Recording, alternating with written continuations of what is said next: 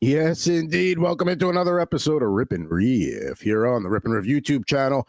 That over there is at Mr. Jared Moore. I am at Pucking Thoughts, Adam Bernard, and we're here for rip some packs, have some fun, and we're going to go outside the box today.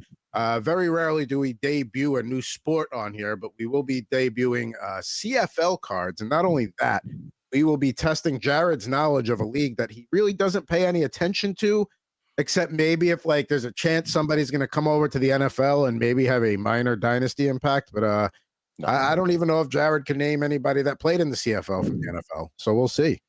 Warren Moon.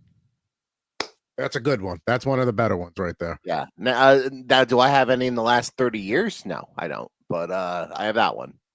No, you don't know what team he played for. You have no clue. We're gonna. Well, maybe you do. We're gonna find out. We're gonna see if you know the team he played later on.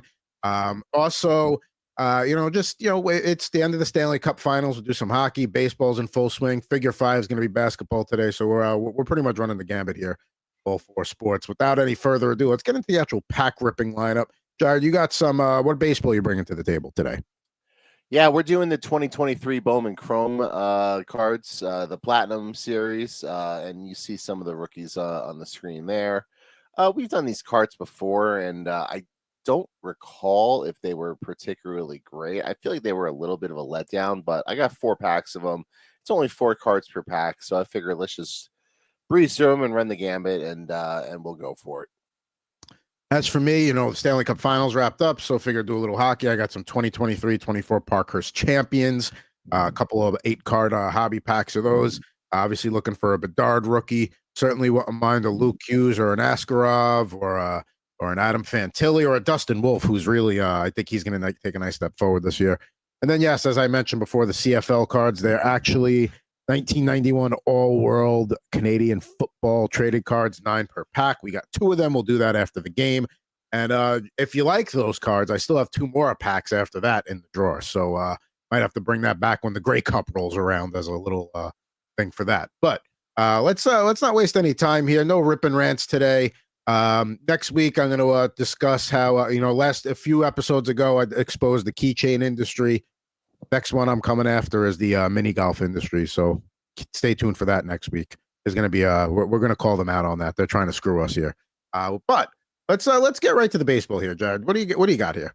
All right, let's get right into it, and look forward to exposing the mini golf industry next week. That should be an absolute delight. So we are ripping this first pack here. Let's see who we have and who we're going to start with. And we start with Ivan Herrera rookie card with the St. Louis Cardinals.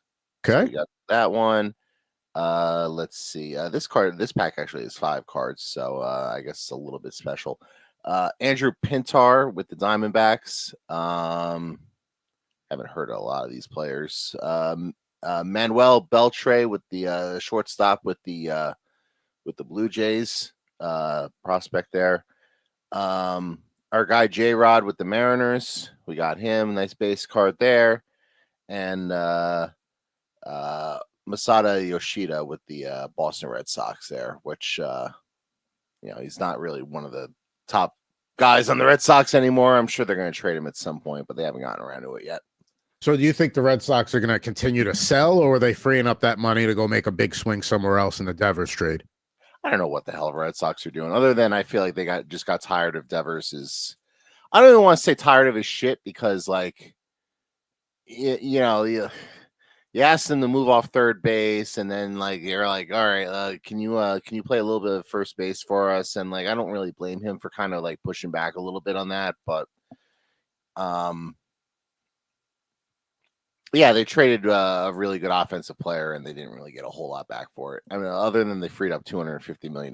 But the Red Sox have a recent trend of not really spending a lot of money, so I don't know where they're going to go with that. And I know people are making a little bit of a big deal about it, oh, he's willing to go to first base for the Giants. Right, because Matt Chapman happens to be one of the best defensive third basemen in baseball, and he is not going to be playing the field at third over Matt Chapman. That's just how that works. And even he knows that. Just like he wasn't going to play the field over Alex Bregman, who's also one of the best defensive third basemen in the big leagues. I'm so disconnected from the Rafael Devers thing. I honestly don't care in that regard. He got moved. It is what it is. All right, Vlad Jr. with the Blue Jays. Nice little base card there. Let's see. Lazaro Montes with the Mariners. Guy's a string bean there, but there he is. Looks like he's in a mid home run trot or something. Let's see. Drew Jones Precious Elements card. So we got that. Oh, that's a nice one. Yep, and the son of Andrew Jones, the longtime Braves center fielder, should be in the Hall of Fame. And Taj Bradley, rookie card there, starting pitcher for your Tampa Bay Rays.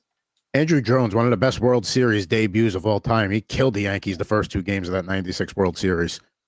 Yeah, it would have driven me nuts a lot more had the Braves actually held on to win that World Series, but it turned out to just be a footnote since the Yankees won the next 4.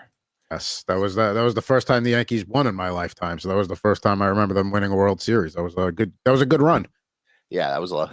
That was great. I miss those days when the Yankees actually used to win championships. Freddie Freeman with the LA Dodgers. That's the guy who won a championship at the expense of the Yankees last year. Game 1 walk-off grand slam. We don't need to discuss that anymore. Justin Verlander here with the New York Mets. Let's see. Lisandro Rodriguez with the Kansas City Royals. Let's see. We have a nice insert card here of Rhys Hoskins with the Phillies. You can kind of see the reflection there. And we got a rookie card here of Oswaldo Cabrera with the Yankees, who suffered a pretty gruesome injury earlier in the year, and hopefully he recovers and he's going to be fine moving forward with that. But Yankees in a bit of a funk right now. They simply can't score any runs. And when you're playing baseball and the whole point of the game is to try to score runs to win, and you go 30 innings without scoring any runs, it's a problem. And not only is it a problem, but when it happens against a team like the Angels, and let's face it, that they don't have any Tariq Skubals or Paul Skeens over there in Anaheim. That doesn't help either. It's not like, oh, they're facing some great pitchers there. Like, sucks, but it's like, no, you got to be putting up some runs on the Angels. Shout out Rob Pepitone. He was at the game last night when the Yankees finally broke their scoring drought. That's nice. Maybe he can go to a game they can actually win one. That'd be nice too. Yeah, that would be. I mean, it doesn't help that the Blue Jays, you got a couple of Blue Jay cards there. They're just creeping up in the division after an awful start. Like, there they are in second place. Yeah, well, that'll happen when you lose 6 in a row or whatever it is. But I mean, the Yankees have a matinee today against the Angels as they finish that series. So maybe they'll find a way to beat that team finally. All right, last pack. Trey Turner with the Phillies. So we got that. Chase Meredith with the Red Sox. We have a renowned rookies card here of Adley Rutschman. Pretty cool insert there. That's a nice one. And Manny Machado base card with the San Diego Padres to finish up the pack. So not bad. Overall, mixed bag. No real noteworthy rookies other than Oswaldo's nice to get, I guess, as a Yankee fan. But for the most part, it was fine. We'll give it a solid B. Yeah, solid B. Solid B. Not a B plus. So there we go. We kick off the show with a little baseball there. Definitely baseball heating up as the summer gets going here. NBA and NHL winding down. So I'll be paying a little more attention to baseball this summer than usual. I don't know. And I must have been paying more attention to the WNBA as of late. I went to a game last weekend and I actually found myself more into it than I thought I was. It was a good time at the Valkyrie game.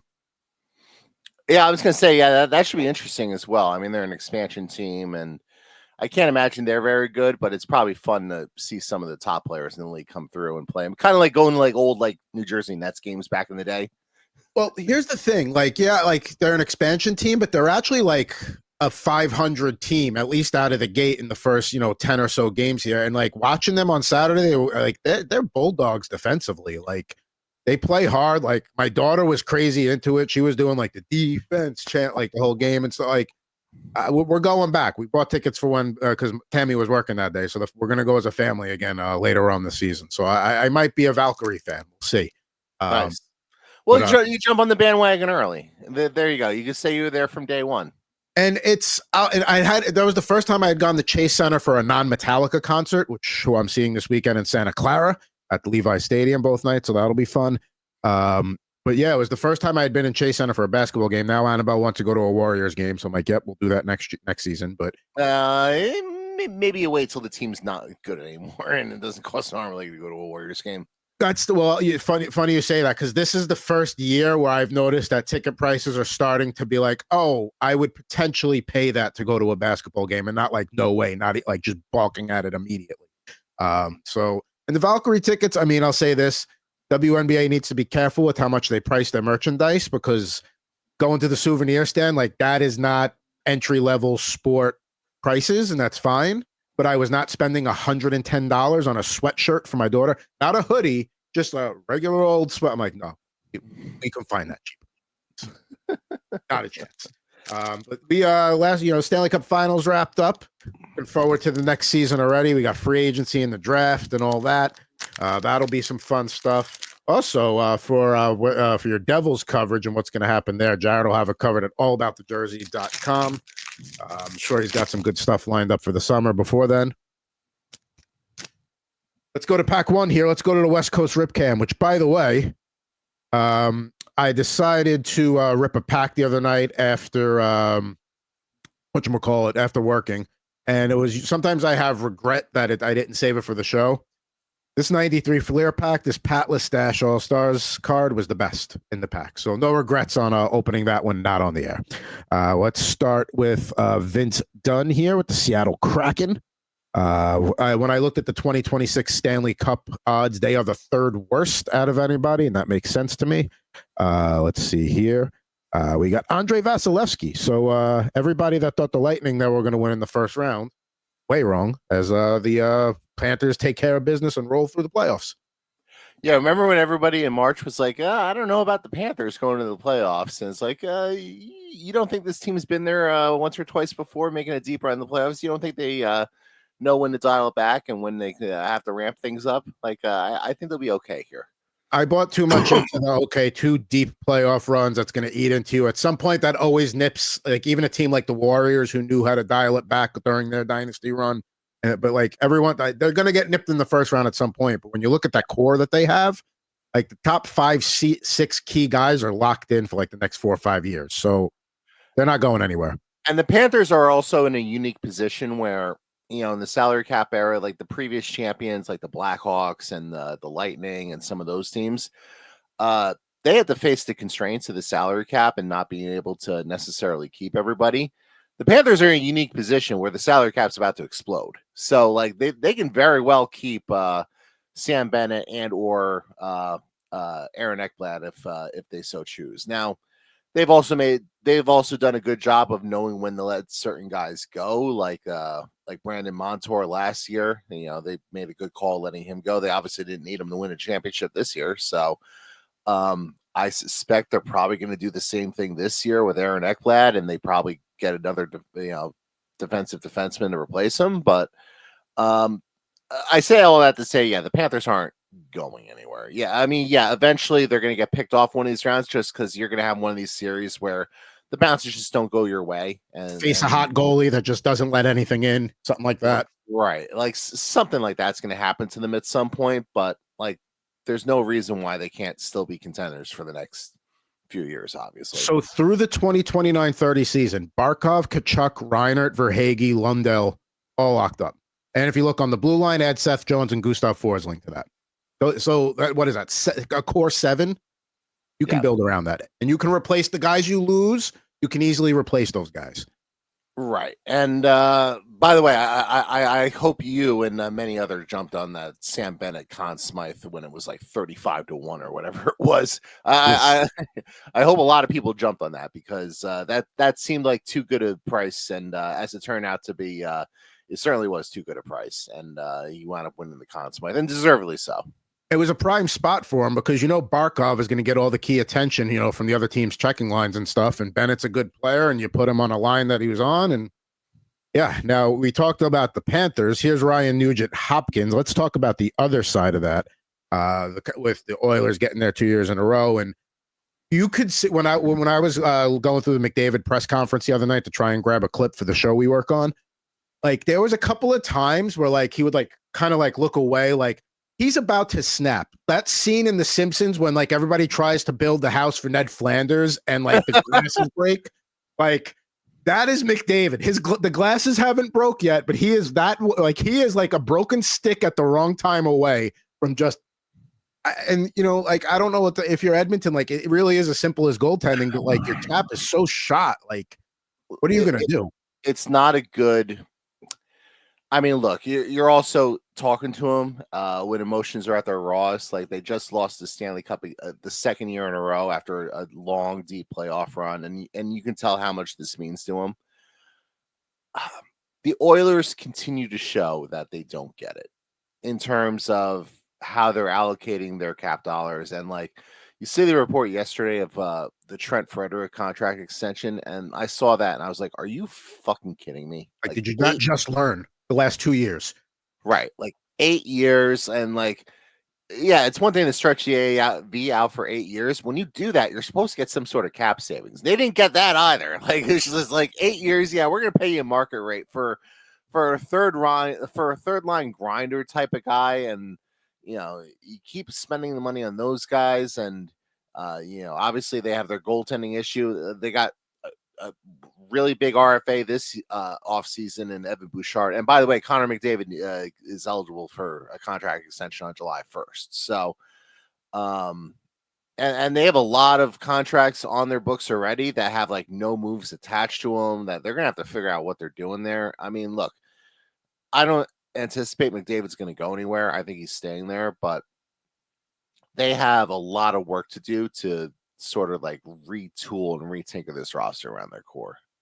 Yeah, I don't think he's going anywhere either. But the comments in the post game where we just, when he mentioned like, oh, we just kept doing the same thing, we just kept banging our heads against the wall. Like that's a not so subtle shot at the coaching. And like Knobloch was his boy, so like clearly that those two need to go and play around the golf, just the two of them, or go out fishing together or something. And they need to talk because I mean, and like you said, emotions are raw at that point. But McDavid's not a guy that tends to throw anybody under the bus.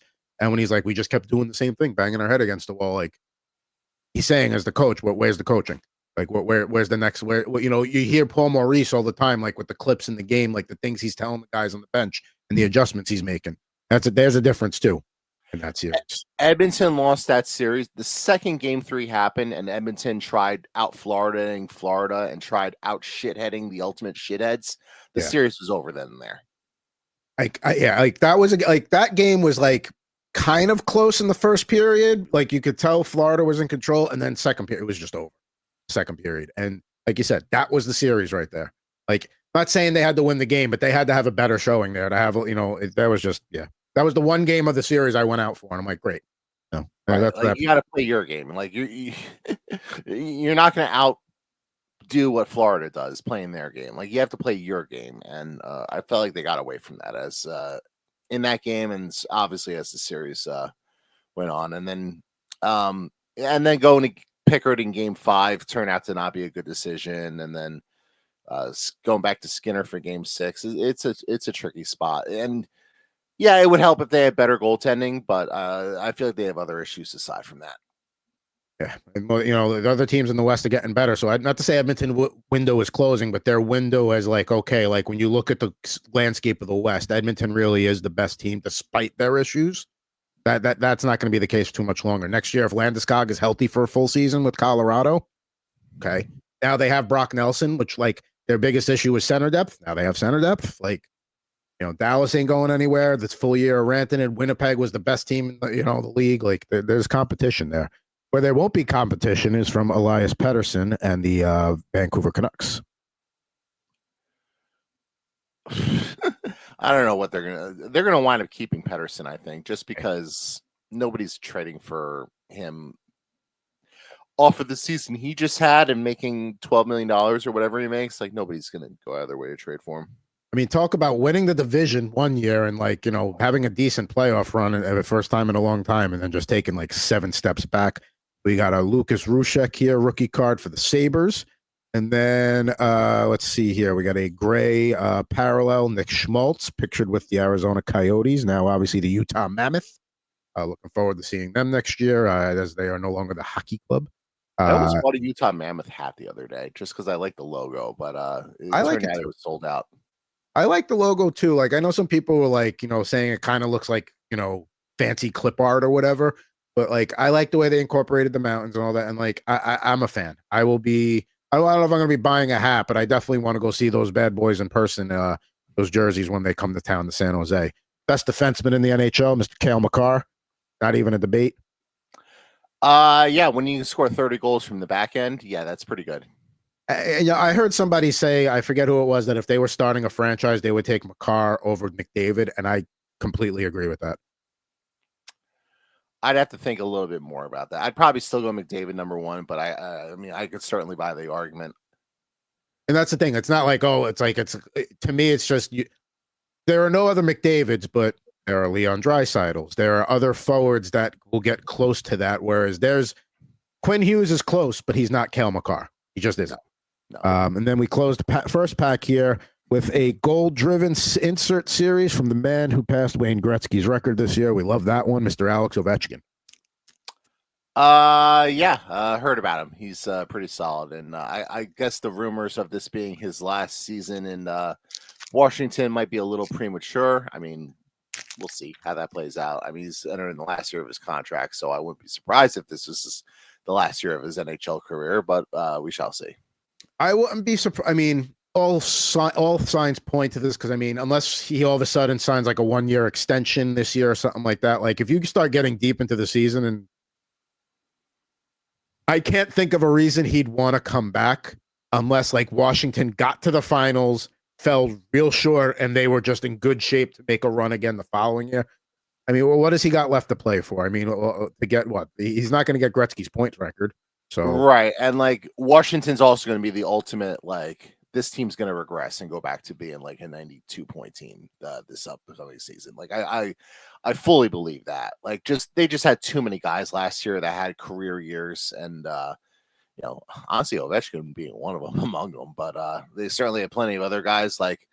They all shot like 20%. Like that's just not sustainable. So I would imagine there'd be some aggression in that respect. That's going to be the most volatile. I mean, obviously, we still have there's a lot of things are going to happen, but like you said, the Capitals are playing over their heads last year. The Hurricanes are always going to be top team in that division.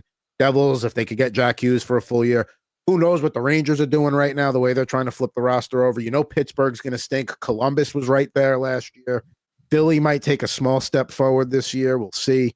So, the division is pretty wide open. And the Islanders, now that Lou's out of there, who knows? Let's see. Now, you can make the argument this is probably the third best defenseman in the league, Rasmus Dahlin. You could. I wouldn't make that argument. What's your problem with Dahlin? Who's your third? If Hughes is 2 and Makar is 1, who's your 3? Heiskanen. Okay. I'd probably go there. I'd honestly consider Thomas Harley just because how good he is. Zach Werenski. Yeah, Werenski had a really good year. Roman Josi. Yeah, I mean, he's getting a little bit up there, but I guess Bouchard has to be in the mix as well. Yeah, I mean, speaking of Evan Bouchard, here he is. He was good. I mean, I know he's a little bit of a defensive liability, but I thought he had a pretty good playoff overall. Yeah, he was fine. I mean, the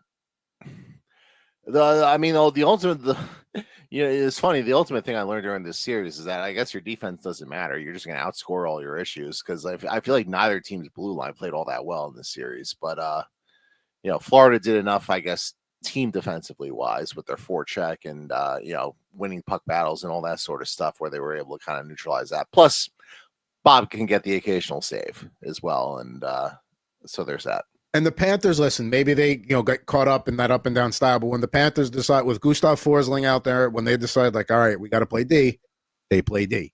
And like you said, having Bobo behind you to bail you out, he's a free agent coming. What has he got? One more year left here at 10 mil? Yeah, one more year at 10 mil. And all of a sudden that contract goes from looking like one of the worst contracts in the league to, worth every penny. And almost like, the 10 million actually might be a bargain here. Considering you've gone to 3 straight finals, you've won 2 of them. Bobrovsky, the year they lost, Bobrovsky was out of his mind. It was just they ran into a Vegas team that just knew. They probably they're kind of playing the same way Vegas did when they and they kind of it was like the torch was almost passed to a degree, with that style of hockey, and nobody seems to be able to match that for Florida. You got John Beecher rookie parallel here for the Boston Bruins.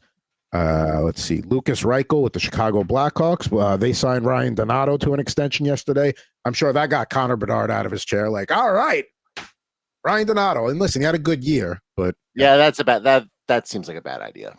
Paying Ryan Donato off for a career year, but yeah.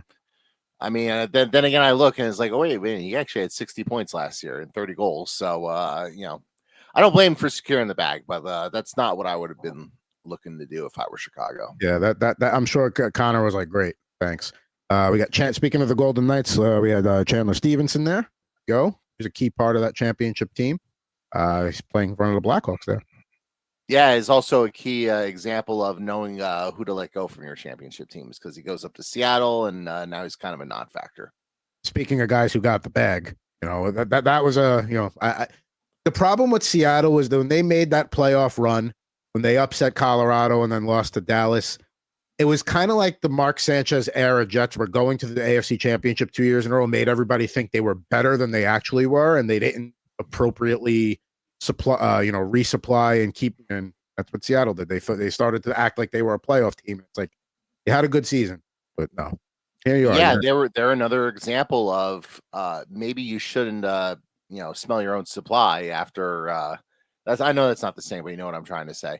But that's another example of a team goes on a ridiculous shooting bender, and you go back and look at how well everybody on Seattle shot that year, and then totally not sustainable the next few years. And I mean, obviously they've sort of transitioned the net over from like Grubauer to Decord in the time since then, but like the Grubauer contract's been an absolute disaster for him. I mean, there's no other way around that. And I think too many people thought, oh, but Vegas could do it, so we can do it. Like, and I will say this till my dying day, Vegas was a very unique situation that the expansion draft rules heavily favored the expansion team. Usually it was the other way around. And GMs had no idea how to handle the protect this, don't protect this. And they basically fumbled over themselves and gave Vegas take this pick to not take this guy, or take this dead contract, take this dead Riley Smith contract, who happens to go on and be a key contributor to that team out of the gate that first year. So Seattle, look, I get the rest of the GMs weren't looking to do Seattle any favors with that expansion draft. Seattle didn't do themselves any favors with that expansion draft either, because there were certainly moves out there to be made, and they were basically just like, yeah, we're just going to pick players from every team. We're not going to make trades for picks or anything. Well, why would we do that? Like, why would we try to replicate one of the great expansion draft stories in recent history? And the thing is, like, people said at the time, people were like, oh, the Bills gonna come due for this at some point, trying to play like that out of the gate. It's like Vegas is still a Pacific Division contender every year. So, and there's no sign of that ending anytime soon. So they're playing it right. We got Braden Point here with the Tampa Bay Lightning, one of the better centers in the NHL there. Sure, he's going to be on that Team Canada roster. They announced the first 6 this week. He was not on it, but I'm sure he will be at some point. He was one of the 6. He was? I think he was one of the 6. Let me see. Maybe I'm wrong. Okay, if he was, I'm sorry, but he's going to be there. Is the point? There's no doubt about it. He's going to be there. France did not announce a roster. They were the only one. Everybody else did, but we'll see how it goes. I think France did too. Yeah, I think what's his face? Alexander Texier he's going to be on that team, I'd imagine. Yeah, and Pierre Edouard Bellemare, even though he's like 42 years old, is going to be on that team. Good for P.E. Bellemare. I mean, are we going to get Max Talbot out of retirement too? Are we going to just start going down that path? I don't know, but I think one-time Devils legend Jovan Ovitu is also on that team, because I saw their roster the other day. So yeah, he was one of the players the Devils picked up back in like the middle of like last decade when they were still like rebuilding. It's like, yeah, let's just take a flyer on a random Euro guy and see if it pans out. Where's Pascal Dupuis? There's another one. Let's see. We got Johnny Guitar, John Gibson here. Did not get dealt at the deadline, even though everybody thought he would, because surprise, surprise, he got hurt. That's a guy whose injury proneness has hampered his ability to maybe get traded to a better team. If I were Edmonton, I'd probably be calling the Ducks and being like, look, 50% retained. We'll take the last 2 years of John Gibson. You take Calvin Pickard. Listen, and I know a lot of people will be like, "Oh, typical Edmonton, not bringing in a washed goalie, blah blah blah." Like, I feel like that guy's got a little left in the tank, and it just gets hidden in the fact that he's playing for a franchise that's not good right now. Gibson actually had a pretty good year last year, all things considered. I know we're grading on a real curve because that contract in general has been a disaster, but he had a pretty good year last year. And I feel like if you put him on a really good team like that, he'd be re-energized. Absolutely. To get out of to go and actually feel like you got a chance to win. Yeah. And I think that's a smart move there. That's a good job by you. And we close with another Duck, Radko Gudas. And the old Ducks. Yes. I don't know if he's the captain of the all shithead team, but he's certainly a key member of it. He also we need Radko Gudas back in the playoffs to do shithead things. He also made the Olympics too, so good for him. So good packs. Oh, that's right. Yeah, he's on team Czechia or Slovakia. I forget. I think he's Czech. Yeah, Czechia. So yeah. I mean, let's be real. It's U.S., Canada, Sweden. Finland's in the mix for sure. Germany can be tough. Denmark, Switzerland can be tough. But after that, I don't know. There's no Russia again, so it's the best in the world minus one of the best. I think it's a little ridiculous they're announcing the Olympic first six of the roster is like 8 months before the Olympics. I think that's a little ridiculous. I guess there's probably a marketing aspect as to why they're doing it, so they could sell some jerseys and whatnot. But look, today's June 19th. The last thing I care about today is what the Olympic team's going to look like 8 months from now. Well, yeah, to announce it during a Stanley Cup final. 2, you got free agency and the draft coming up. You could easily wait a few weeks when the NHL starts to go completely dark and there's no news. Oh, yeah, like the middle of July? Yeah, that'd be a perfect That's when you do that, to get yourself back in the news cycle a little bit there. You don't do it, before Game 6 of the Stanley Cup final? What's wrong with you? But, NHL doesn't always make the best decisions. Now, we're going to do a fun little game. We got to do some CFL cards. Maybe we'll get a Rocket Ishmael or a Warren Moon or something like that. But before we do that, we're going to play a little game we like to call here. We'll see, test Jared's knowledge here of how well does Jared know Canadian football? And the assumption is not very well. But we're going to give it a shot. All right. And let's see. What was the name of the little Canadian boy from The Simpsons? Was his name Gord? I think it was Gord. Yes. But we're going to look this up before we play, because now you got me curious here. Canadian kid. A little Canadian special needs child. He thought he was special needs just because he talks slow. That's right. He actually wasn't. He's just Canadian. Yeah, Gordy. Of course, his name's Gordy.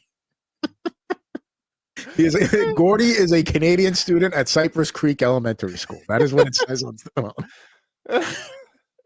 They just think I'm slow because I talk slow. Anyway, so basically what we're going to do here is I'm going to point to a helmet here, and then Jared has to guess the team name or the city or the province or both. Now, he did not cheat. We don't know. He doesn't know anything going in here. I'm too lazy to cheat. Yeah, exactly. Now, I do have in separate topic bars or scrolls, I should say, the city names and province names available and the team names available. So if you would like me to put those up on the screen separately, I can if you need a hint. But let's start. That's fine. We can go with we'll go in any direction you want here. If you want me to start with that S helmet, we could start there. All right. So let's start with that S helmet with the S and green helmet there. All right. I'm gonna guess it's Saskatoon.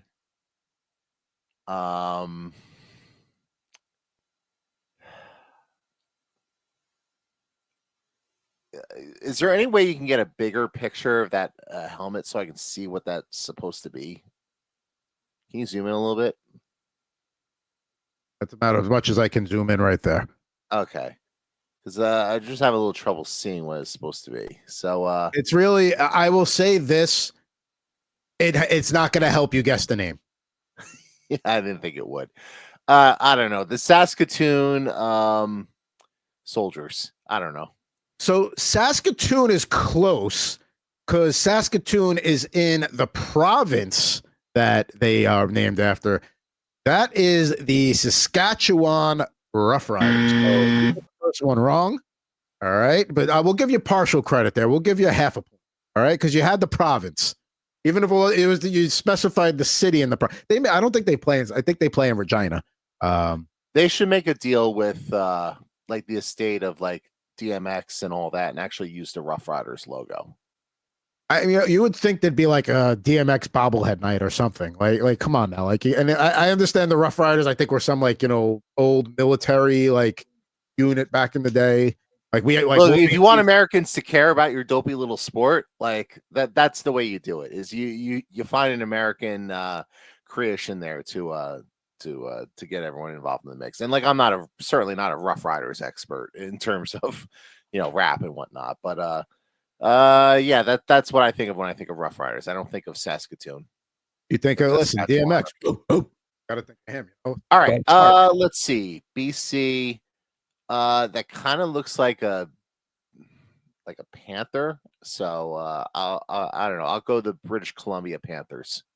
So right province, British Columbia. In the right church, wrong pew. It's not a panther, it's a lion. So we'll give you another half a point there. So you have 1 out of a possible 2 points. Very nice. Let's see here. Let's just go down the line. So I'm going to zoom in here for you. Appreciate it. What do we got there? See, that looks more like a lion. Well, I guess that looks more like a tiger or a leopard or something. So yeah, that's like a tiger or something. So I'll say they're the Tigers, but there's nothing there to really indicate like what province it's from, other than it kind of looks like the Steelers logo. So I'll say the Pittsburgh Tigers. So they used to have teams in the United States many years ago. No longer the case, as they are well spread across the province. So the Tigers is close.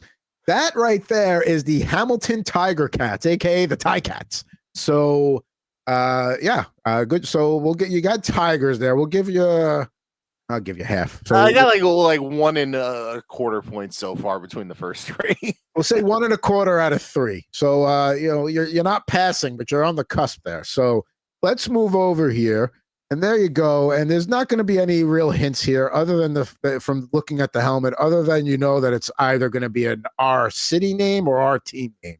What do we got? I mean, I feel like that should be the Rough Riders because it's the R there, but our city name. I'm trying to think of Canadian cities that begin with an R. Yeah, I don't have anything that really jumps off to me. So I'll say that's going to be the I don't know. When in doubt, I guess just say Toronto. So, and I know the Toronto Argonauts. So yeah, how about the Toronto Argonauts? Well, I love how you got to that answer. That was fun to follow, but no, that is the Ottawa Red Blacks. So there you go. So 1 1/4 out of 4.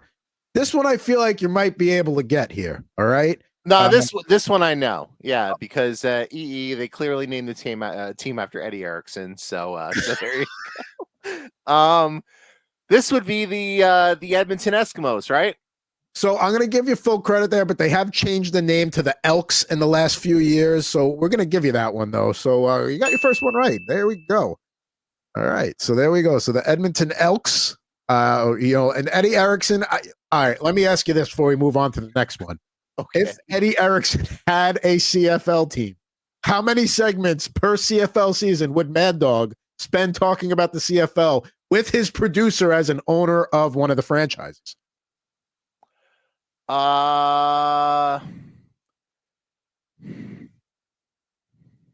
Once you're in season, maybe like once every couple weeks. Okay, fair enough. One segment. Yeah, because like Dog's just looking to fill time at this point, and like he'll talk to Tori about like the Yankees for 20 minutes here and there or on a whim, like every week. Like I'm sure there will be a day where he gets bored and he'll want to talk about like whatever's going on with Eddie Erickson. And you know how Dog is when he gets wrapped up. Dog's at his best when he's not talking sports. Yes. And like and this would, I think, fall under that umbrella, even though it's him owning the sports team. By the way, totally unrelated. I have no interest in seeing this movie, but I saw the trailer yesterday for like the Springsteen biopic, so I'm very much looking forward to Dog like getting all wrapped up in that. There's gonna be at least a 2-day just stretch where he just taught, like, especially in the summer when it's just baseball before NFL. He is absolutely gonna spend like, didn't he spend days on the John Adams documentary like way back when? I feel like he did like a multi-episode like recap of it. Oh, you go even further than that. Like, how many days he spent trying to get Timothy Chalamet on for doing the Bob Dylan movie? That's right. Yeah. So when he gets when he gets wrapped up in something, yeah, he'll go on and on. But all right, let's breeze through the rest of these real quick. Eddie, great cup this week. I want Warren Moon, Doug Flutie, or Rocket Ismail. This next, I'm going to save this one for last because you have no way of potentially getting that one without maybe getting some other ones first. Here we go. We got this helmet here with the W on it. With the W, I mean the W clearly stands for Washington, which is not in Canada. So, looks like a Washington Huskies helmet, pretty much. Kinda, yeah. But I have no idea what team that would be. So I'm going to say the. Boy, I can't even think of a province that starts with W. So think of a city. Oh no! I think of a city. I'll say the. I actually know the team name. I think they won the Great Cup. The Winnipeg Blue Bombers. Is that very good? All right, here we go. We're on a roll. 2 in a row. Let's go. That's it. Back to Winnipeg. I mean, yeah, that one I would have been disappointed if you didn't get. Let's go down here. What do we got here? In the red helmet with the horse on it. I mean, it kind of looks like a Mustang. So that would be my guess for the actual team itself, but I have no idea what city that would be. So I'm going to say we haven't done Nova Scotia yet. A shout out to the mushroom people of Nova Scotia. So if you watch South Park, you'll understand that reference. So yeah, I'll say the Nova Scotia Mustangs. Calgary Stampeders, other side of the country.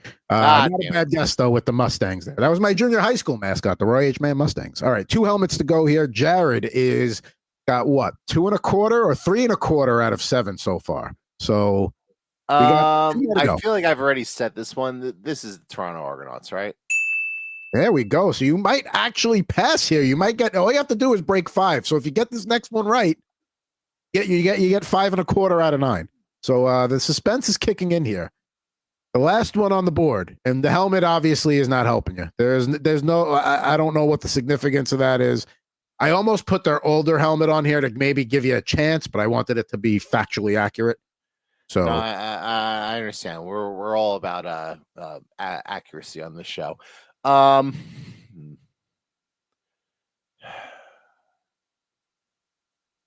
going through the NHL cities in my head. It is definitely an NHL city-based team. Yes. And that's sort of what I was thinking. And I'm trying to think of which ones we haven't hit yet, by the way. And we mutually know somebody who is a season ticket holder of this team. Oh, that's going to be, I know who you're referring to. That's going to be the Montreal Alouettes. He did it. He got more than 5 right by 1/4 point. He did it. Oh man, Jared, congratulations. I'm so, wow. So you do know Canadian football, even though you doubted yourself. Very proud of you. Who knew? Who knew? Who knew? Now let's get to the Canadian football cards quickly here before we get to the figure 5 and say farewell.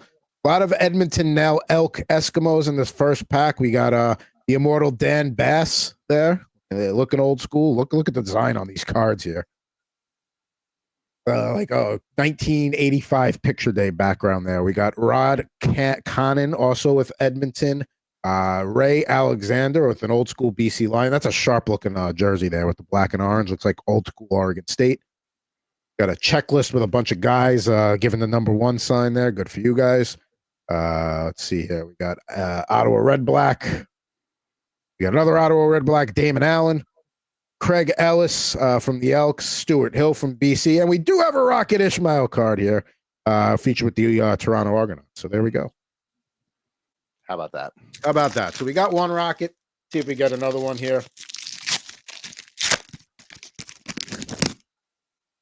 All right, let's see.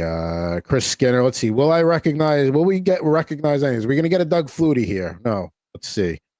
We got a Reggie Pleasant from the Toronto Argonauts. Another Rocket Ismail. Okay, this one. That's a cool looking uniform. Let's see here. Reggie Taylor. I always love to get a punter card. Brent Maddock with the Calgary Stampeders. Deatrick Wise from the BC Lions. I believe he played in the NFL for a little bit. I think he made a crossover there. One of the teams Jared got right, James West from the Winnipeg Blue Bombers. And then from the Hamilton Ticats, Derek McAdoo. How could you forget about him? No, of course. How could you forget about him? I guess no relation to Ben McAdoo. So good for him. Good for him. So there we go. We for the first time we did our Canadian Football League cards here. Probably the last time. We'll see if I actually rip those cards at another time. We might bring them back for the Grey Cup. If Doggy does a segment on CFL, then we'll do it. That'll be the rule. Now let's get to the figure five. Oh yeah. You got this week. We're gonna do basketball. We got NBA Finals Game 6. Thunder probably close it out, but we'll see. Have you been paying attention to the series at all, or not much? To the NBA Finals? Yeah. Yeah, I've been paying attention. I mean, do we think the Pacers with hurt Halliburton even have a chance here, or probably not? It's going to be a little tough without Halliburton. I feel like it's a little bit of an uphill battle, and they've already pulled so many wins out of their rear end this postseason that like you sort of feel like the Magic's going to run out at some point, and the clock might have struck midnight for them. Like Oklahoma City's clearly the better team. They're going to win the series. It's really just a matter of do they do it now or do they do it on Sunday? I think they get it done tonight. Yeah, I think it's. I don't think we're going to be having a basketball Sunday night, but we shall see. I hope we have basketball Sunday night. Just certainly from a content perspective, I'd rather have more games than less games, but I'm not counting on it. I agree. For your sake, I hope there is a NBA Finals Game 5. Now, Game 7, excuse me. So we're going to do figure 5 here. Jared's got 5 questions to figure this out. Basketball player. And with that, I ask you first question. Oh, yes. Is this player, since we're doing the NBA Finals, is this player a former Seattle Supersonic? He is not he never played for either team in the NBA Finals. Okay. Well, it's nice of you to phrase it that way, so I don't have to burn the question on the Indiana Pacers. So I'm guessing we're not getting Rick Smits today. So there you go. Is this player has this player won a championship in the NBA? He did in 2011. In 2011? Ooh. Towards the end of his career. Who the hell won the championship in 2011? Oh, okay. Let's see. Yeah. All right. Yeah, I know who won the championship that year. So 2011 was the Dallas Mavericks. They won the finals that year against the Heat. The first of those Heatle teams. So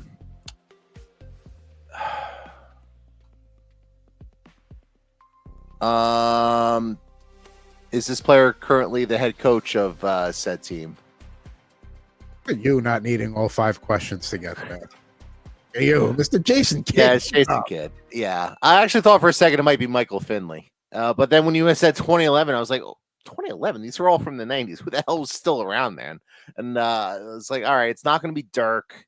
And like the only guy I could think of was Michael Finley, and then obviously Jason Kidd popped to mind. So there you go. And I wouldn't want anybody that takes a beer out of a grown man's hands at all. I don't want that in my starting lineup collection. Sorry, Michael Finley.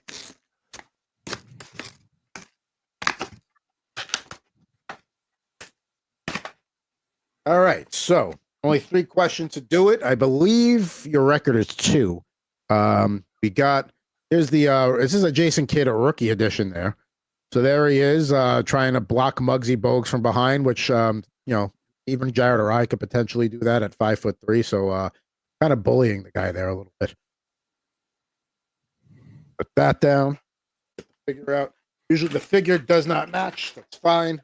The good looking one there with the old school Dallas Mavericks jersey there. Old school colors there. They've kind of gone like a little bit more with the darker blue, gotten away from the green. There's Mr. Kidd on the back. And yeah, I enjoyed watching him with the Nets. That was to me, peak Jason Kidd was those Nets, Kenyon Martin, Richard Jefferson, Kendall Gill. Like those were fun. That was the last time the Nets were a consistently fun team to watch year in and year out. Yeah, and then I don't know whatever happened to them. They fell off the face of the earth and they moved somewhere where nobody actually cares. So who knows?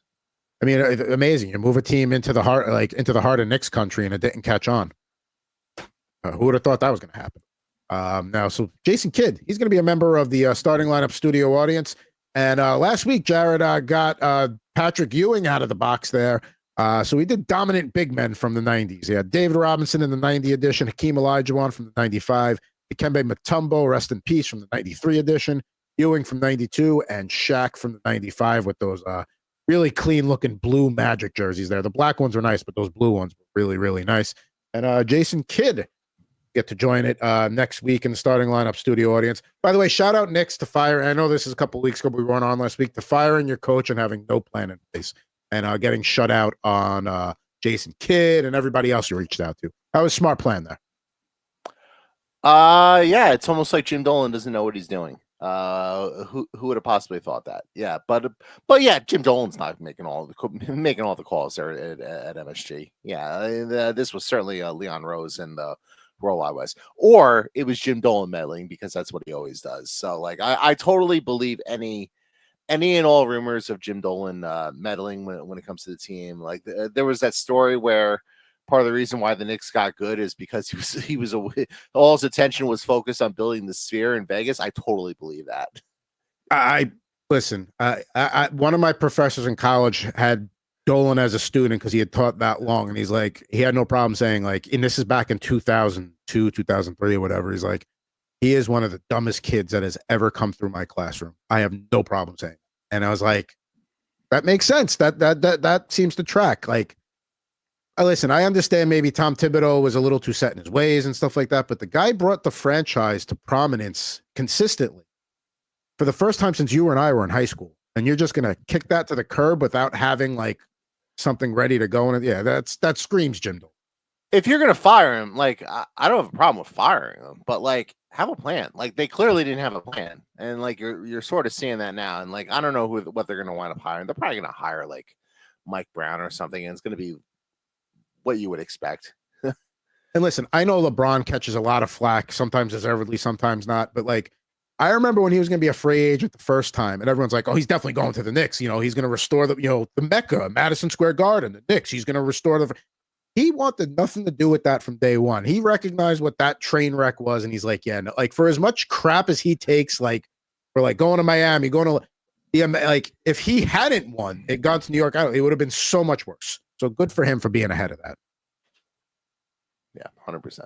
Yeah, so there we go. Now Jared has got he's got content. We talked all about the jersey before. Don't forget, plenty of stuff coming up here on his poker page at Jared Moore Poker.